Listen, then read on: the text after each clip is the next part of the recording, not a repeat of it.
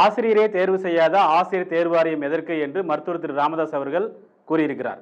அதுபடி பார்த்தோம் என்றால் ஆசிரியர் தேர்வு வாரியம் 2022ஆம் வருடம் பிடி அசிஸ்டன்ட் 1874 போஸ்ட் எடுக்கதா சொல்லியிருந்தாங்க.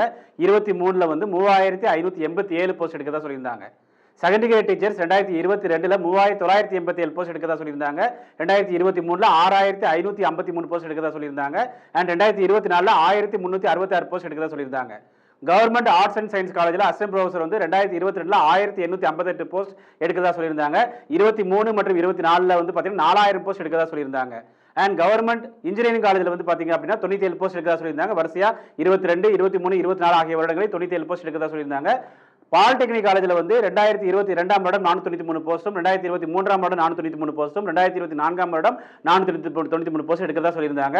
ஒட்டுமொத்தமாக 2022ஆம் ஆண்டு 10,371 போஸ்டும், 2023ஆம் ஆண்டு 15,149 போஸ்டும், 2025 தற்போது வந்து இந்த பிப்ரவரி மாதம் வரைக்கும் 6,250 போஸ்ட் எடுக்கிறதா டிஆர்பி அறிவித்தது. ஆனால் இதுவரைக்கும் ஒரு போஸ்ட் கூட ஃபில் பண்ணல. யாருமே இல்லாத கடைக்கு எதுக்குடா டிஆர் தரீங்க அப்படின்னு கேட்கிற மாதிரி டிஆர்பி அப்படிங்கிற அமைப்பில் மொத்தம் 20 பேர் வேலை பார்க்குறாங்க.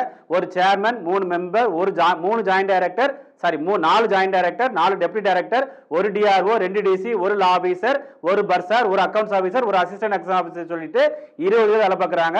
ஆனால் நோ யூஸ்.